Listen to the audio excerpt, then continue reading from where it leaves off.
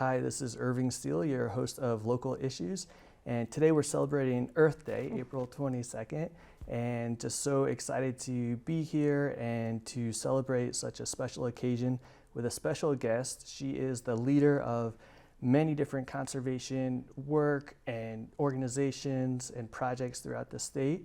Her name is Amy Blaymore Patterson, and she's the executive director for CLCC. So thank you so much for being here. Thanks for having me.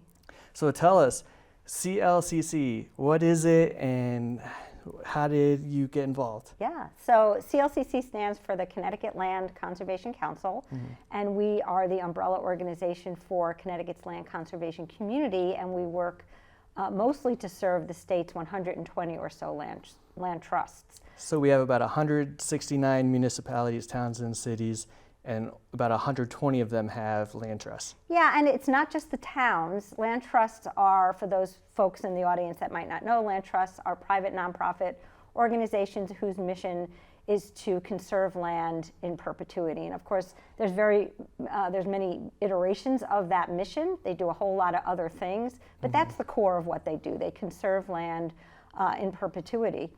And they are, again, they're private nonprofits, and they can be single town, they can be regional, they can be statewide, they can be all volunteer, and they can be staffed. So they run the gamut in terms of their structure, but their core mission generally is the same. Okay, great.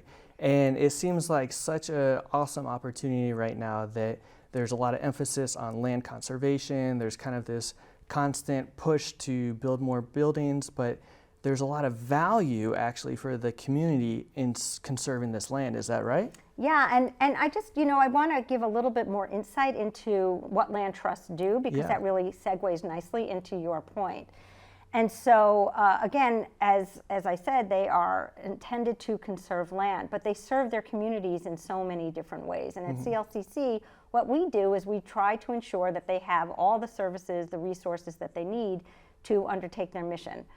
And so that ranges from technical assistance to financial assistance. We have several grant programs.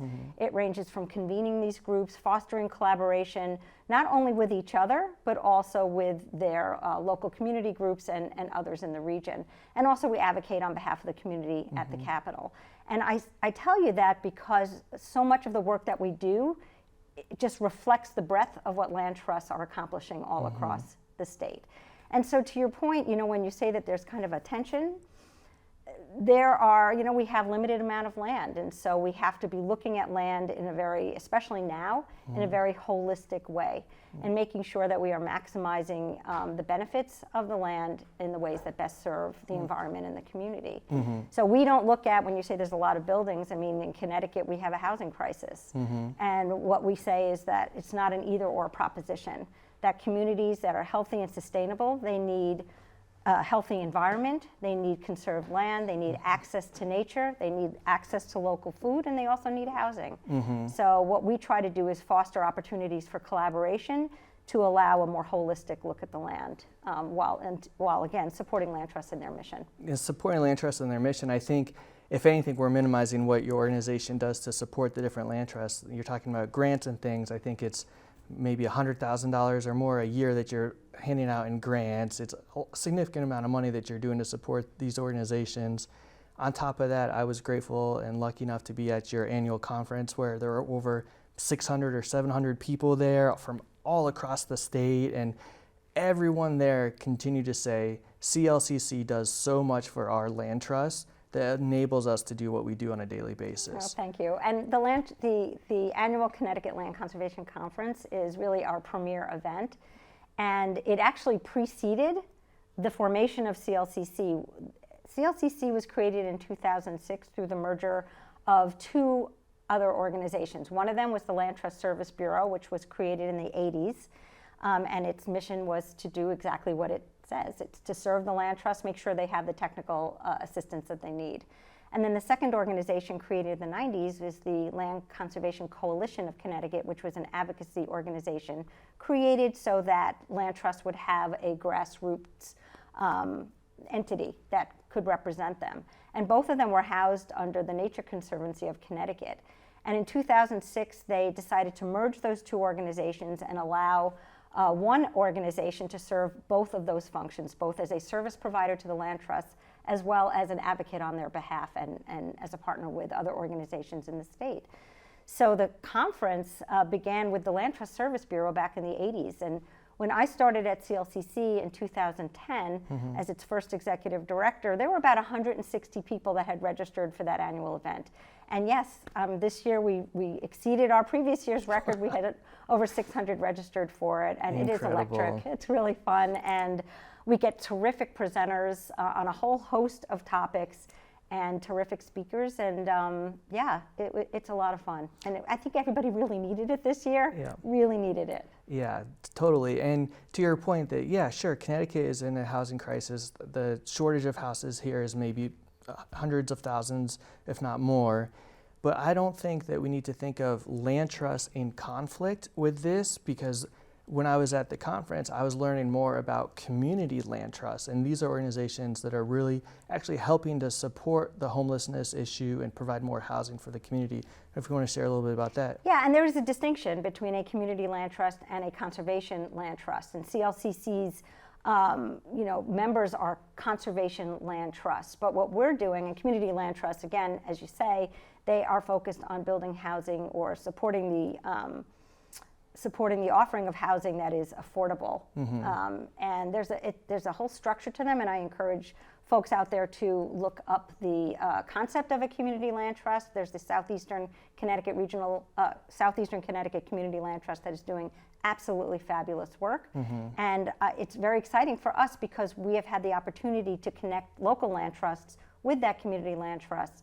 We've had the opportunity to help local land trusts partner with housing authorities. There's a lot of exciting initiatives going on throughout the state where conservation land trusts are partnering either in concept or right through implementation to actual projects with entities that are looking to create affordable housing. Great. And I'm really curious to find out more. So you take over, you're the first executive director at CLCC. Tell us, you said there were about 160 people attending the conference. What was the organization like? What was the team like? And maybe you could share a little bit about that journey to where we are here today. Yeah. I came from a land use career as an attorney, and for over 20 years was practicing, and I did a lot of work with land trusts, and they were my favorite clients. Okay. And so when I had an opportunity to move on from my legal practice and work for the Trust for Public Land, which is a national nonprofit with a Connecticut office, another fabulous organization I encourage folks to look into. I took that job for a couple of years as a project manager, and when they were seeking their first executive director at the Connecticut Land Conservation Council, this kind of fledgling organization, as I had said, created in 2006, I took it. And it was really kind of a leap of faith because at the time, again, the organization was small. I was the only staff person, half-time to start, and really had to kind of feel my way along to see what was it that land trusts really needed? What were the resources that they were looking for? And so for me, those first few years, probably up to the first 5 years, was really spent out in the field, getting to know the land trusts all across the state. And it was fantastic. I loved every minute of it and still love this job.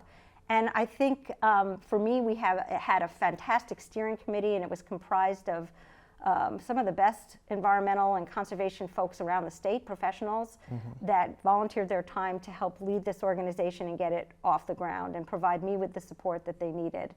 And in 2010, when they hired me, the organization transitioned from the fiscal sponsorship of the Nature Conservancy to the Connecticut Forest and Park Association. And they were absolutely instrumental, that organization, in helping to really solidify CLCC as a statewide land trust association and give us the support we needed.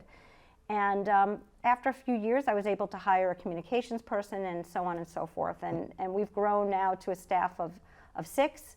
Our budget has increased significantly. Yep. And the conference is a great example of the growth that we have seen in both not only CLCC and our reach, but also in the land conservation community as a whole.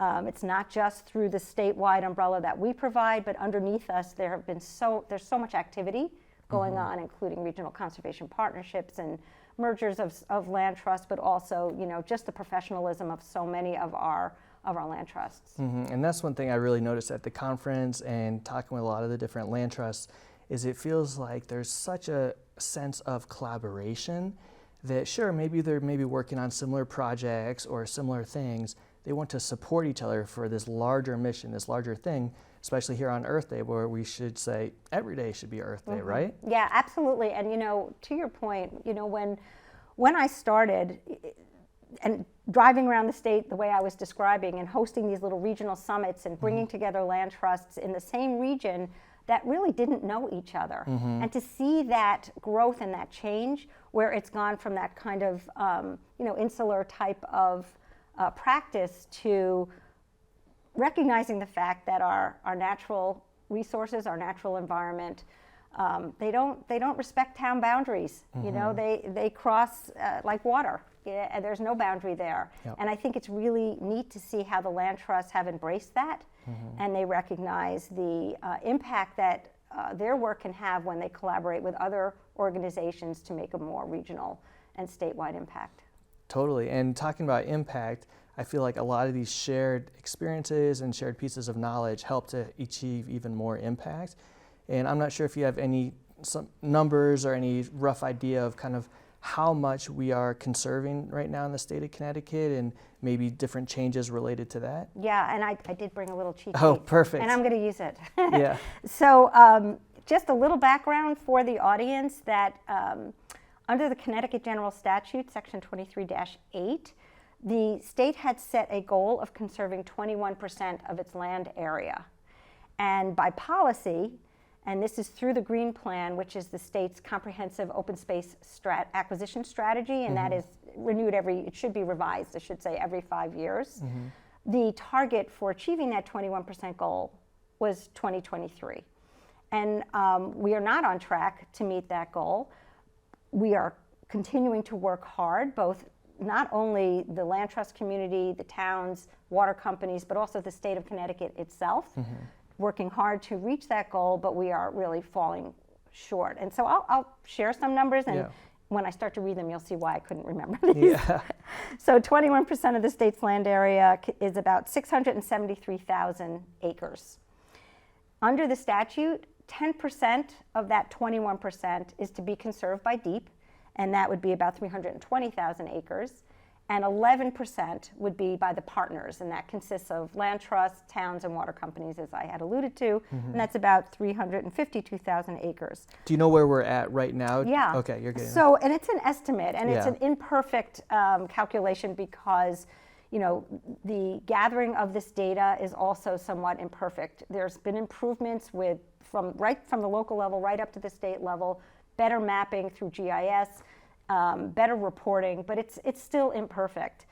By the end of 2023, and I would encourage folks to take a look at the Department of Energy and Environmental Protection's Open Space Annual Report, and there's a whole archive of them, so you can kind of track how we've been doing, and I think that's very telling, because by the end of 23, the state had estimated that it had conserved collectively 517,000 acres, and that's about 76.87% of the way there, which sounds like, not so bad until you start to break it down. And to go, DEEP would need to conserve over 56,000 acres and the partners over 98,000 acres. And that's assuming even that the land will be available. It's going to take decades to get there. And it's also assuming that 21% is the right number.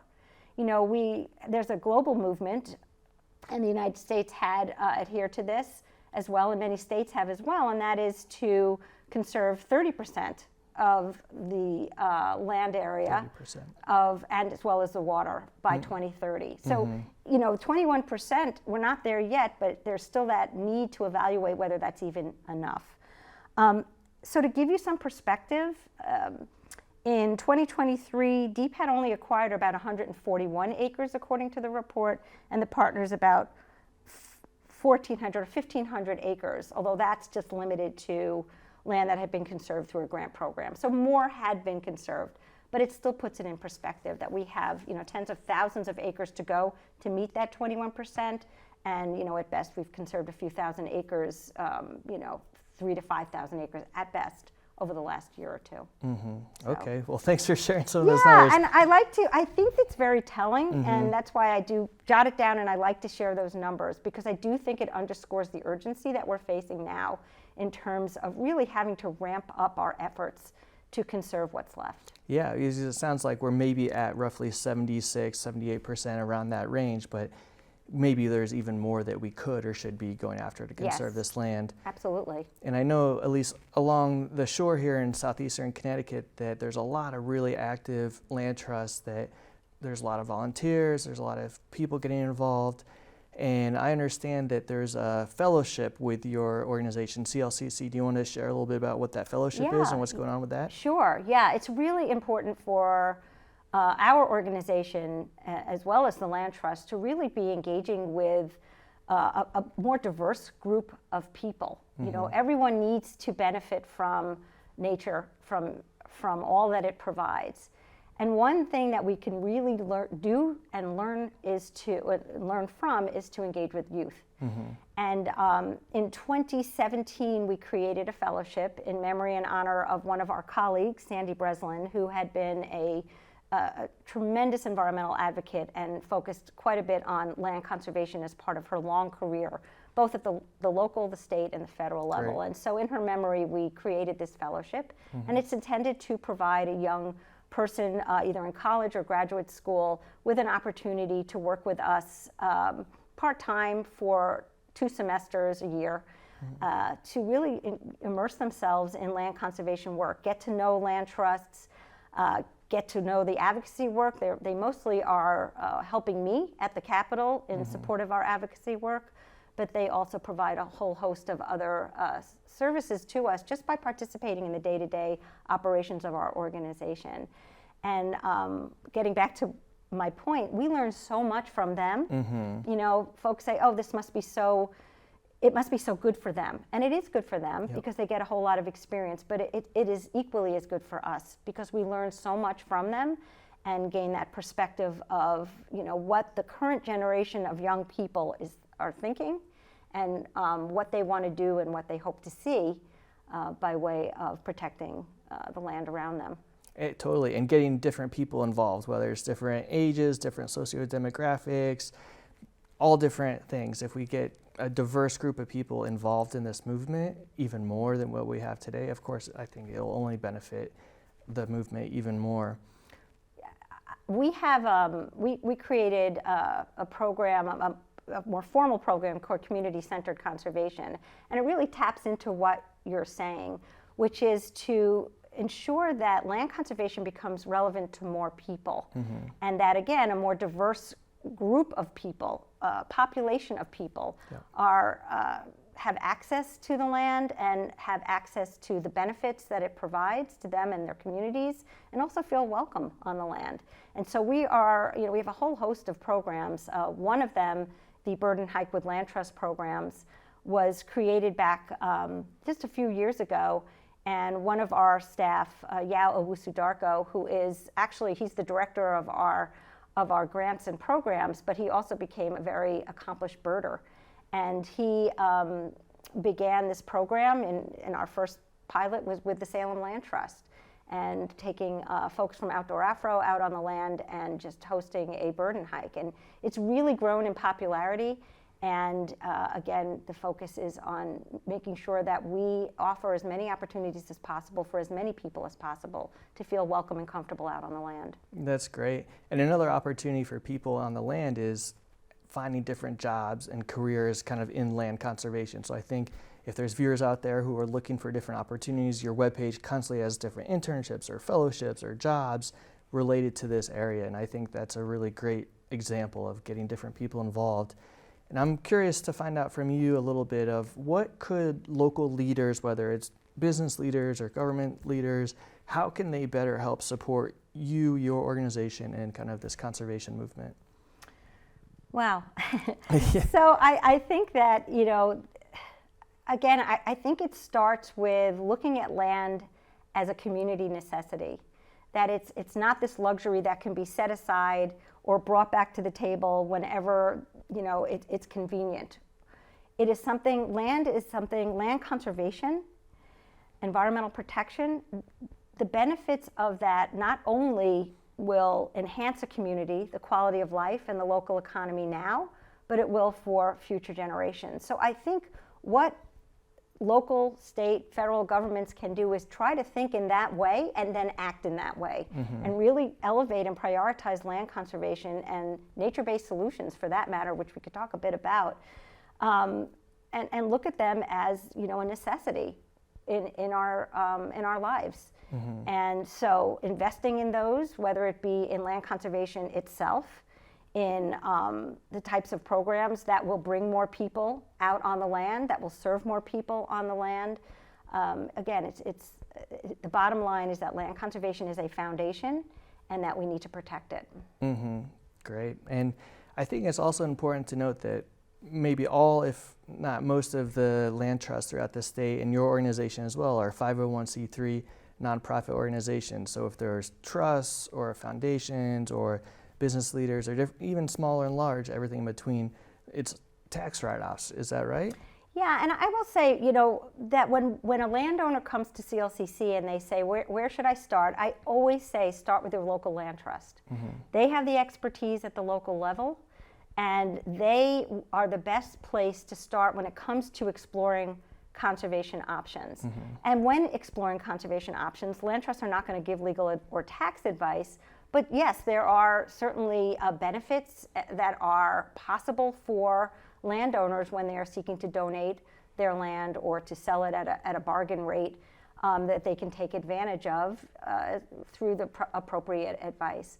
But start with your local land trust. And the message, I think, you know, to your previous question about how can our local leaders and our elected officials better support the work that we do, is to better support our local land trusts. Make sure that they have the partners that they need in the community, and really, again, provide them with a welcoming existence in a town and look at them as the important community assets that they are. Because they truly are assets. Absolutely. Yeah. They absolutely are. Great. And is there something that you'd like to share? You obviously have innate passion for what you're doing. I don't feel like from you that it's a job. It's more of a calling, kind of a passion. Do you have any story or something that you could share? I know you love the trails with, I think, running in the trails with your dogs, but is there something else that kind of helps to inspire you day by day? I do love this job. Yeah. I do love this job, and I will say that when I chose to go to law school, it was to be an environmental lawyer, and I did pursue that route. It was something that I had, you know, once I was in college, I kind of knew that this is what I wanted to do. And I think, you know, the one message that I have goes back to the youth, and that is providing as many young people as possible with the opportunity at the earliest stage possible to get outside and really feel the land and the natural resources that are around them. Because those experiences are what drive people. I know that they drove me, and they do drive people. So I would say that, and I would also say listen to young people. And it was interesting, as you and I were talking a little bit informally before, about this fellowship that we have. We're currently interviewing for the next year's position. And one of the questions that I asked these incredibly talented young people that I have to, you know, I have the dubious task of having to choose one of them, but or they choose me and our organization. But I said, what do you see are the biggest challenges? And it was really interesting for me to listen to their responses. They were so insightful, and you know, it ranged from we need to listen to science, we need to trust science, to we need to make sure that people understand that even the smallest tasks, the day-to-day tasks, whether it's planting pollinators, giving up some of the pesticides that people, you know, put on their lawn, making sure that we're recycling appropriately. Some of the things that as individuals we can be doing is empowering people with the knowledge to know, you know, with the knowledge that if they do those things, they are helping. They're making an impact. Absolutely. And then the flip side was making sure that people understand that when they are doing those small things, that there is also a bigger picture that they cannot lose sight of. That it's not just about the small things, it's about the bigger picture. And the emphasis on speaking up, advocating, getting involved, volunteering, And I just, and I was listening to that, and it gave me a lot of hope, and it gave me a lot of inspiration to listen to these young people. That's great. That's powerful. That's awesome. So we're just about a minute left. So is there some way that, if you said start with the local land trust, Yes. but if there are viewers who want to maybe become more involved or support CLCC and or you, how do they get in touch? How do they find out more? Sure. So our website is www.ctconservation.org. That's perfect. Yeah, and when you go on the homepage, I encourage folks to just scroll through the navigation bar. We have a Find a Land Trust button right at the top left. Click on that, you'll see a whole list. You can find your land trust in any town in Connecticut. Even if a town doesn't have one, the region will have one. So I encourage folks to take a look at that and take a look at the work that we're doing. And this is, the legislative session is, approaching, it'll be done in June. So where we stand now, we just have a couple of months left. And this is a really, really important time. We provide information through action alerts and other forms of communication. Follow us, because we will give you some updates on what's going on at the Capitol with respect to land conservation priorities. Awesome. Thank you so much for taking time out of your day, Thank you for having Amy. me. It's Grateful been a to have you. pleasure. Thank you.